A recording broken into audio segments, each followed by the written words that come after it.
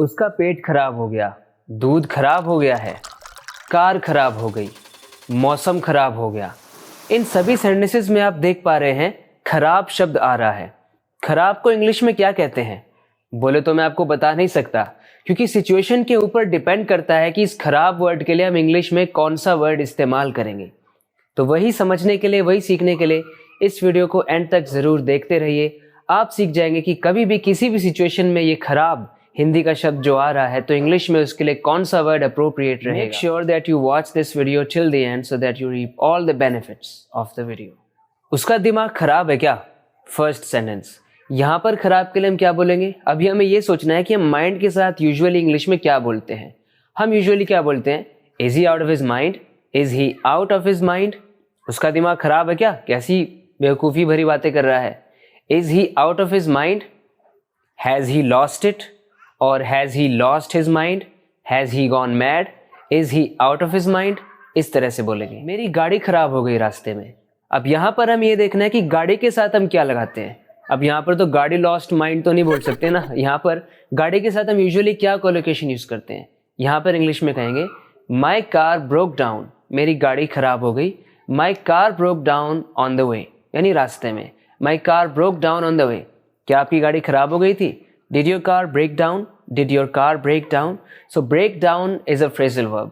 If a vehicle breaks down, it means it stops working in the middle of the way. There might be some issue in it. So it stops working, it starts malfunctioning. It's out of order, so it's not working.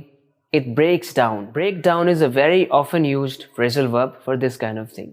उसने मेरी नींद खराब कर दी। अभी नींद खराब कर दी तो यहाँ पर भी खराब शब्द आ रहा है कि यहाँ पे ब्रेक डाउन लगाएं? नहीं। स्लीप के लिए हम क्या लगा सकते हैं? उसने मेरी नींद खराब कर दी। He disturbed my sleep. या फिर He spoiled my sleep. He disturbed my sleep और he spoiled my sleep.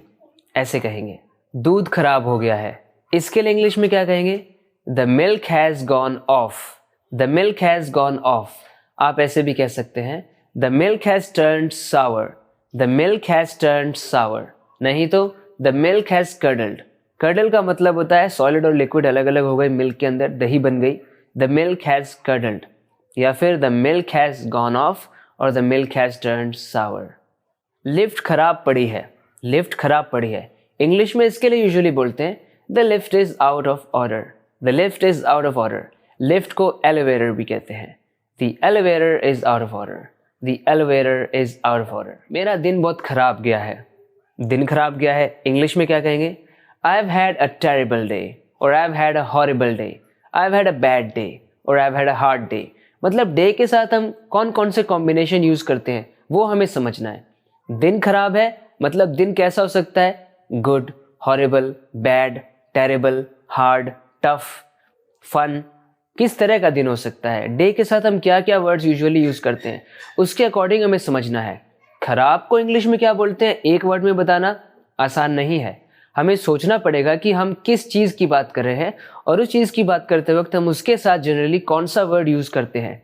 यही होता है किसी भी लैंग्वेज में। जब आप एक लैंग्वेज को सीख रहे हैं तो आपको पता होना चाहिए कि जनरल कॉम्बिनेशंस कौन कौन से कोलोकेशंस हैं उस लैंग्वेज के अंदर। अगला सेंटेंस देखिए। उसका मूड खराब है। मूड खराब आ गया, इंग्लिश में क्या कहेंगे? She is in a bad mood और she is in a foul mood. तो मूड किसी का बैड या फाउल हो सकता है, यानी खराब हो सकता है। गुड मूड भी हो सकता है, पर हम खराब की बात कर रहे हैं। She is in a bad mood, she is in a foul mood. ये चार्जर खराब हो गया है, इंग्लिश में कहेंगे the charger, this charger has stopped working. This charger has stopped working.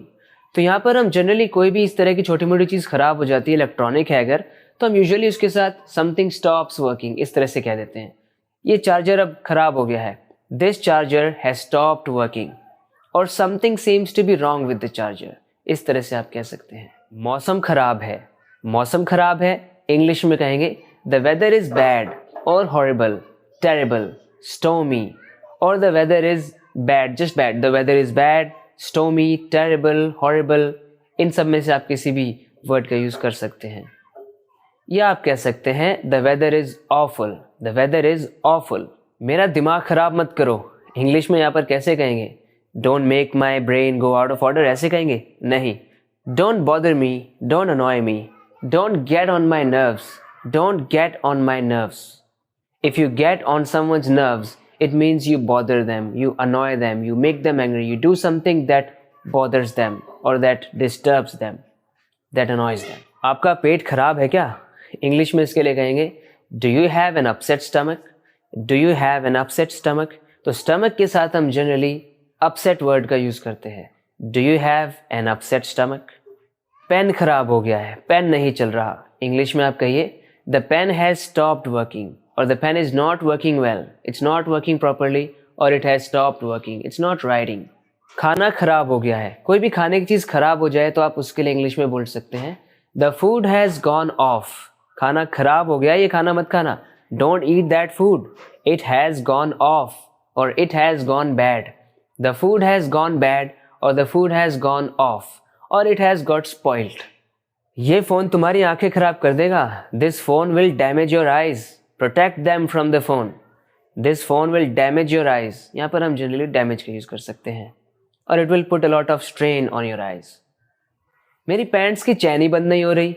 जैसे कि जीन्स पहनी है, उसकी चेन बंद नहीं हो रही, चेन खराब हो गई है.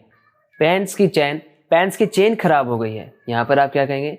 आप कहिए The zipper doesn't close. The zipper of the pants doesn't close. It doesn't close. तो उस चेन को क्या बोलते हैं? जिपर बोलते हैं. तो बंद नहीं हो रहा, खराब हो गया, मतलब कि इट डजंट क्लोज एनीमोर. वो बंद ही नहीं हो रहा, अब खराब हो गई है chain. The zipper has stopped working, the zipper is not working well, और the zipper just won't close up. आप ये भी कह सकते हैं these pants won't zip up. These pants won't zip up. Won't will not की short form है won't. लेकिन ये स्टाइलिश वे में जब भी आपको कुछ ऐसा कहना हो कि ऐसा हो नहीं रहा है, ऐसा वो चीज़ कर नहीं रही है, तो आप वॉन्ट का यूज़ कर सकते हैं.